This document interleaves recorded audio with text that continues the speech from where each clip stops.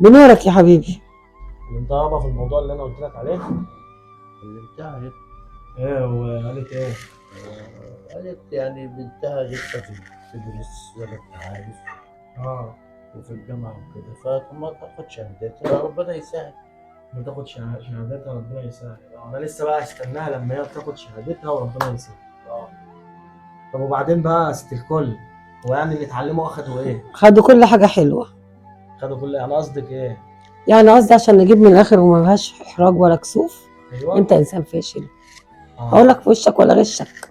انسان فاشل يعني. وحبسجي وصوتك عالي، ما بتعملش حساب لأبوك ولا لأي حد. أنا أرمي بنتي ليك ليه؟ أرميها لها ليه؟ ارميها لنا ليه؟ كده أنا هرميها. بس انت هرميها في التهلكة كمان.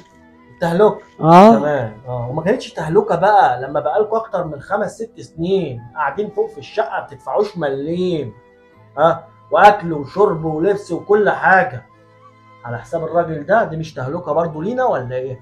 زي ما هو أبوك أخويا اخويا لازم يشيلني. اديك قلت ماشي، هو اخوكي يشيلك وكل حاجه. أيوه. طب ده بالنسبه للاكل والشرب واللبس والحاجات دي كلها. بالنسبه بقى للشقه اللي انتوا قاعدين فيها، ايه ظروفها بقى؟ عايزها؟